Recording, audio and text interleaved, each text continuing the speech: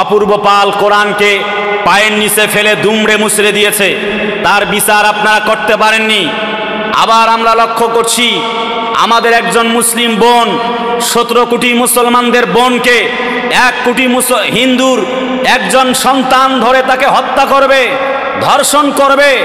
বাংলার ইতিহাসে এই ইতিহাস মেনে নেওয়া যায় না। যদি আপনারা ব্যর্থতার পরিচয় দেন তাহলে তৌহিদি জনতা খুব ভালো করে জানে কিভাবে বিচার করতে হবে। যেই দেশে প্রায় 4 লক্ষের বেশি মসজিদ এবং মাদ্রাসা, যেই দেশে আজানের মাধ্যমে সূর্য উদিত হয়, আজানের মাধ্যমেই সূর্য ডুবে যায়, এই জমিন আল্লাহর জমিন। এই জমিন রবীন্দ্রনাথ ঠাকুরের বাংলাদেশ নয়, এটা কবি নজরুল ইসলামের বাংলাদেশ, এটা নরেন্দ্র মোদীর বাংলাদেশ নয়, এটা কোরআন আলাদের বাংলাদেশ। এই 90% মুসলমানদের জমিনে কোরআনকে পায়ের নিচে ফেলে অপূর্ব পালেরা কোরআনকে লাঞ্ছনা করবে, মেনে নেওয়া যায় না। আমার এক মুসলিম বোনকে ধর্ষণ করেছে, মেনে নেওয়া যায় না। যদি আপনারা বিচার করতে না পারেন 24 ঘন্টা লাগবে না, বাংলার তৌহিদি জনতা আমরা মাঠে নেমে যাব, আইন প্রয়োজনে হাতে তুলে নেব। 24 ঘন্টা নয়, 24 মিনিটের মাধ্যমে জাহান্নামের কীটগুলিকে জাহান্নামে না পাঠানো পর্যন্ত আমরা আমাদের বাসভবনে ফিরব না, ফিরব না, ফিরব না। এই পক্ষে কারা কারা রাজি? দুহাত তুলে আল্লাহকে দেখাও। ফাআউযু বিল্লাহি মিনাশ শাইতানির রাজিম। বিসমিল্লাহির রাহমানির রাহিম। লাকাদ কানা লাকুম ফি রাসূলিল্লাহি উসওয়াতুন হাসানাহ। সাদাকাল্লাহুল আযীম ওয়া সাদাকা রাসূলুহুন নবিয়ুল কারীম। নাহনু আলা যালিকা মিনাশ শাহিদিন। যেহেতু রাত গভীর, সেজন্য আমরা ভূমিকায় সময় নিতে চাইব না। লাকাল হামদ কামা ইয়ানবাগি লিজালালি ওয়াজহিক ওয়া আযীমি সুলতানিক ইয়া রাব্বাল আলামিন।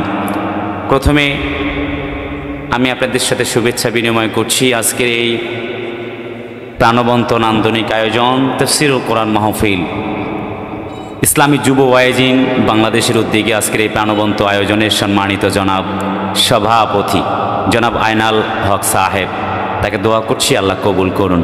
প্রধান অতিথি জনাব শওকত হোসেন বাবু সাহেব, সম্মানিত অতিথি জনাব মাসুদুর রহমান সাহেব সহ উদ্বোধক জনাব নুরুল ইসলাম দীপু সাহেব সহ আজকের এই প্রাণবন্ত আয়োজনের সম্মানিত আমন্ত্রিত অতিথিবৃন্দ। বিশেষত দোয়া পরিচালনা করবেন আমাদের উস্তাজুল মুকাররম মুফতি আবু নাঈম কাসিমি হাফেজাহুল্লাহ। আল্লাহ তাকে সর্বোচ্চ মাকাম দান করুন। দুনিয়া তাকে আল্লাহ তাআলা যে সম্মান দিয়েছেন, কিয়ামতের দিনেও আল্লাহ যেন তাকে সর্বোচ্চ আলা মাকাম দান করেন, আমরা বলছি আমিন।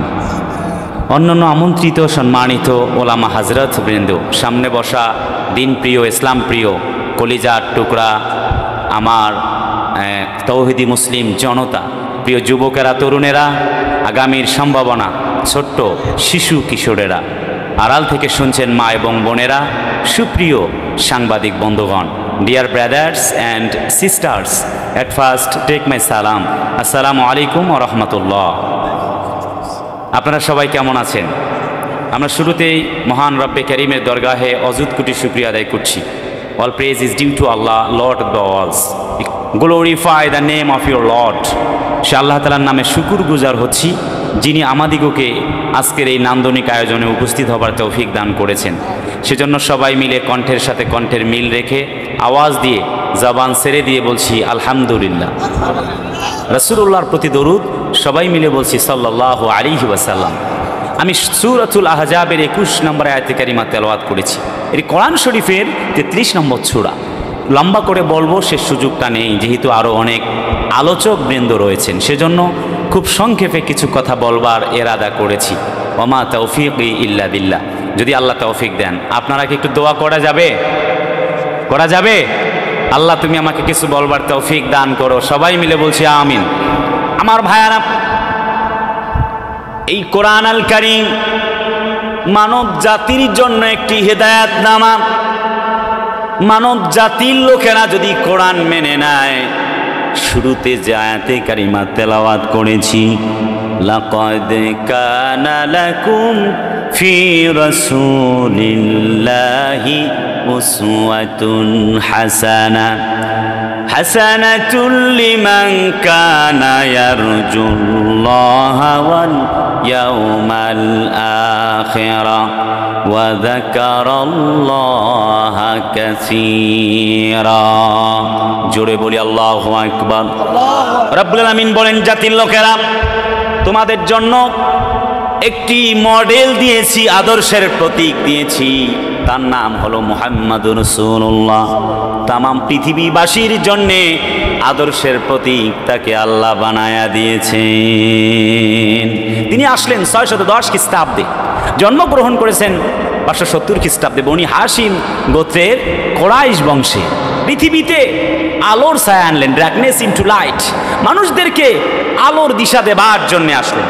কোরআন নাজিল হয়ে গেল, নবীজি কোরআনের দাওয়াত দিলেন। যখন চতুর্দিক থেকে বাধা শুরু হয়ে গেল, তখন নবীজি বললেন, কুলু লা ইলাহা ইল্লাল্লাহ তুফলিহুন, কলমা পড়ো, ঈমান আনো, আল্লাহ রাব্বুল আলামিন তবে তোমাদের সফল বানায়া দিবেন। জোরে কন্যা সুবহানাল্লাহ।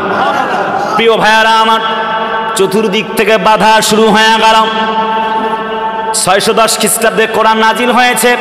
নবীজি কোরআনের দাওয়াত দেন, তাম্মাত কালিমাতু রাব্বিকা সিদকাও ওয়া আদলা লা মুবাদ্দিলা লিকালিমাতিহি ওয়া হুয়াস সামিউল আলিম।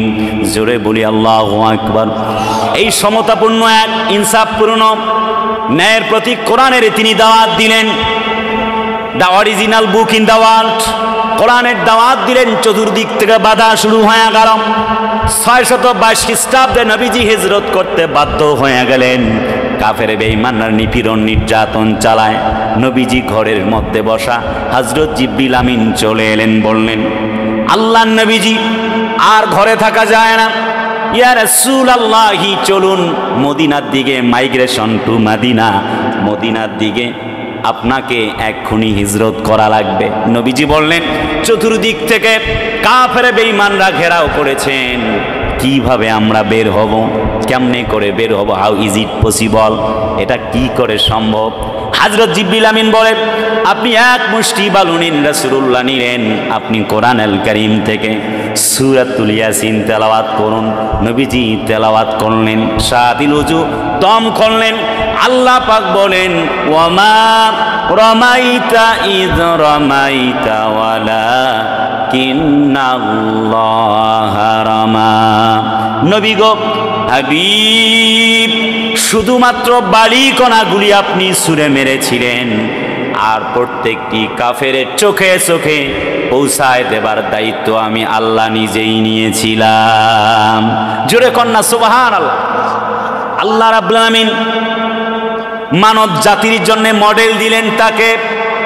আল্লাহ পাক বলেন, হুয়াল্লাযী আরসালা রাসূলাহু বিল হুদা ওয়া দীনিল হাক্কি লিইয়ুযহিরাহু আলাদ-দীনি কুল্লিহি ওয়ালাউ কারিহাল মুশরিকুন।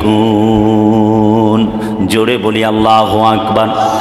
আল্লাহ পাক তার নবীকে পাঠিয়েছেন জমিনে সকল দিনকে নেচে ফেলে আল্লাহর দিনকে উপরে উঠাবার জন্যে।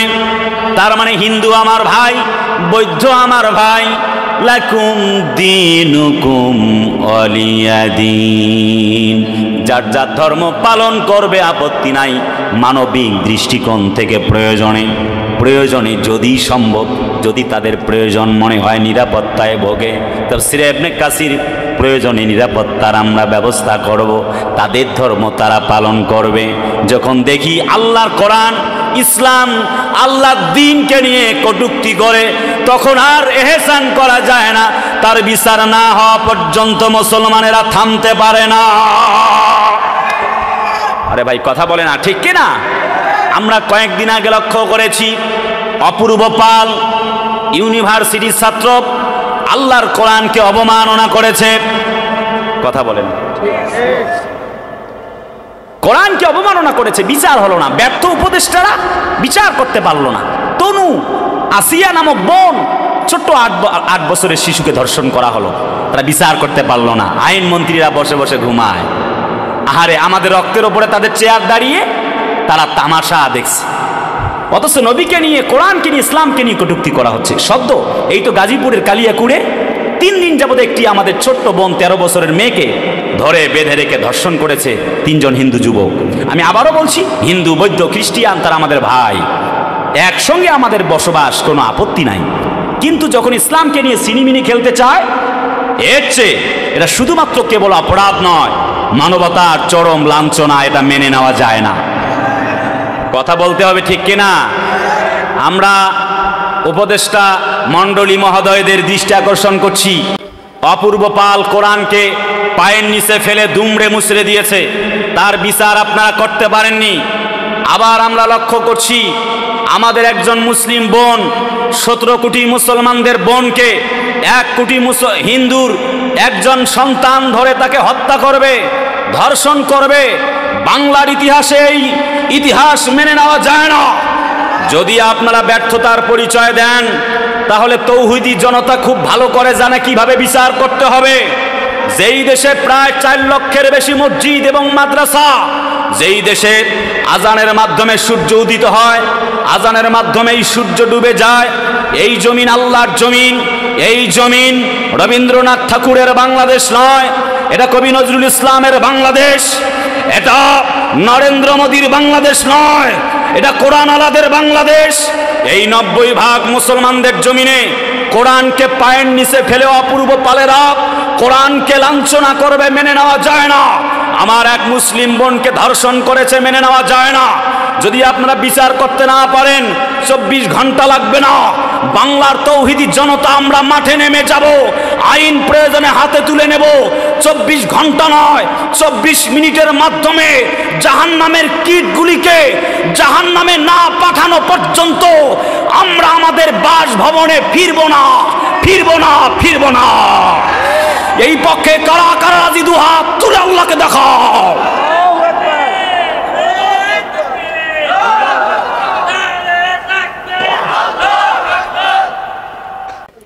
আমার ভাইরা, আল্লাহ পাক বলেন, ওয়াল্লাযী আরসালা রাসূলাহু বিল হুদা ওয়া দীনিল হক। আল্লাহ বলেন, হে নবীজি, তোমাকে পাঠালাম কি জন্য? তুমি তো জানো, সকল ধর্মকে নিচে ফেলে ইসলামকে উপরে উঠাবার জন্যে। এ কথাও তুমি মনে রাখো। তুমি যদি এ কথা মনে রাখো, নবী গো, তোমার জন্যে স্পষ্ট বার্তা দিয়ে দিচ্ছি নবীজি। তার মানে চায় কাফেররা ইসলামকে তারা একদম দমিয়ে দিবে। কিন্তু তোমাকে একটি কথা বলতে চাই, ইন্নাদ-দীনা ইনদাল্লাহিল ইসলাম। ইসলাম হলো, Islam is the complete code of life. Islam is not an ism, it is the way of life. এটি একটি চূড়ান্ত জীবন ব্যবস্থা, একটি সংবিধান। আমার ভাইয়ারা, তার মানে হলো ইসলাম ছাড়া যে আদর্শ, ইসলাম ছাড়া যে রীতি, ইসলাম ছাড়া যে নীতি, ইসলাম ছাড়া যে এক্সাম, ইসলাম ছাড়া যে আন্দোলন, ইসলাম ছাড়া যে ব্যক্তি জীবন, সমাজ জীবন, রাষ্ট্রীয় জীবন, ইসলাম ছাড়া যে আন্দোলন, যেই কর্মবিধান, যেই কিছু হোক না কেন, আল্লাহর কাছে গ্রহণ হবে না। ওয়া মাইয়াবতাগি গায়রাল ইসলামি দীনান ফালাই ইউকবালা মিন। জোরে বলি আল্লাহু আকবার। ইসলাম ছাড়া যা কিছু তালাশ করো তা কখনো গ্রহণ করা হবে না। কলিজার ভাইয়ারা আমার, নবীজি ঘর থেকে বের হয়ে গেলেন, 622 খ্রিস্টাব্দে হিজরত করে। চতুর্দিক থেকে নিপীড়ন।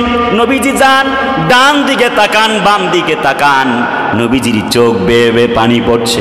ও কাবারে মক্কাতুল মুকাররমা, তোমার কাছে আমার জন্ম, কিন্তু বড় দুর্ভাগ্যের ব্যাপার, তোমার সঙ্গে আর থাকা হলো না। তোমার কাছে চলে যাচ্ছি মদিনাতুল মুনাওয়ারায়, তোমার সঙ্গে আর দেখা হবে না। ইয়াসরিব ছিল মদিনার পূর্ব নাম। নবীজি মদিনার দিকে রওনা করেছেন। নবীজি প্রাণের নবীজি চলে যান। নবীজির বড় শখ ছিল কাবার চত্বরে সেজদা দিবেন। উসমান বিন তালহা হযরত বিশ্ব নবীজিকে একটি ধাক্কা মারলেন। নবীজি আবার কোনো রকমে দাঁড় হয়ে গেলেন। বললেন, উসমান বিন তালহা, আজ তুমি আমারে ধাক্কা মেরেছো, মনে রাখো আগামীর পৃথিবী হবে ইসলামের পৃথিবী। আজ তোমাকে দায়িত্বহীন ভাষায় ঘোষণা করছি, আমি মুহাম্মদের কাছে আল্লাহ এই কাবার চাবি আমার হাতেই তুলে দিবেন। চতুর্দিক থেকে ষড়যন্ত্র। নবীজিকে জেলে পর্যন্ত বন্দী করা হলো। وَإِذْ يَمْكُرُ بِكَ الَّذِينَ كَفَرُوا لِيُثْبِتُوكَ أَوْ يَقْتُلُوكَ أَوْ يُخْرِجُوكَ وَيَمْكُرُونَ وَيَمْكُرُ اللَّهُ وَاللَّهُ خَيْرُ الْمَاكِرِينَ।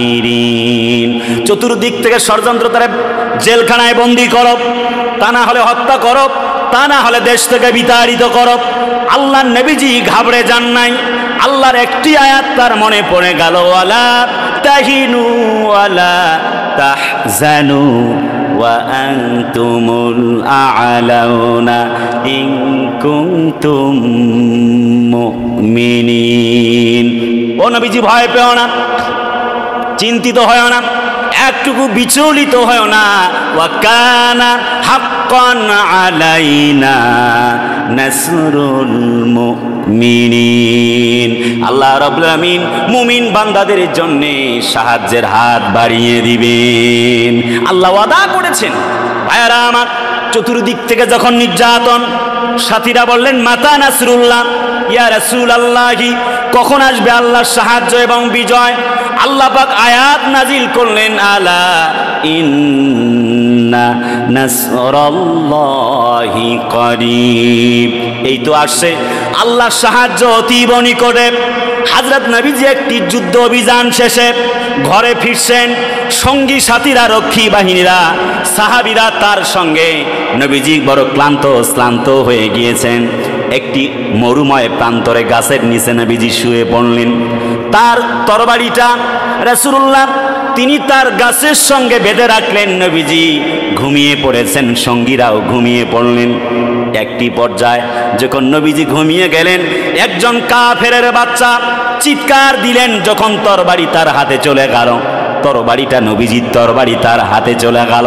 এবার চিৎকার দিলেন, ও মুহাম্মদ, আব্দুল্লাহর বেটা, এখন বলো তোমারে কে বাঁচাবে? বলো তোমাকে এখন কে বাঁচাবে?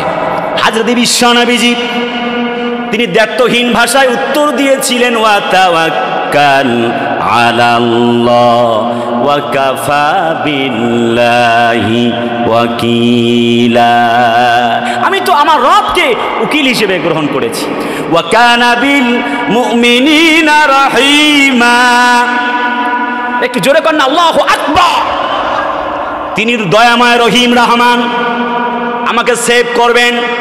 তিনি তো আমার রব। Allah is one, in either begets none to him any equivalence. তিনি আল্লাহ এক এবং একক, তিনি আমাকে সেভ করবেন। কলিজার টুকরা আপনজনেরা, ইহুদি চিৎকার মেরে বলছে, বেটা মুহাম্মদ, আমার হাতে হলো তোমার তরবারি। এই যে দেখছো নাঙ্গা তরবারি, কিছুক্ষণের মধ্যে তোমার কল্লা নামায়া দিব। নবীজি একটুকু ভয় পেলেন না, শুধু একটি কথা মনে রাখলেন, লা তাহজান ইন্নাল্লাহা মা'ানা। ভয় নাই, সাথে আছে কে? একটু চিল্লায় বলেন, প্রিয় কলিজার গাজীপুরবাসী, চিল্লায় বলেন, সাথে আছে কে? আল্লাহ সাথে আছে। ভয় করলেন না।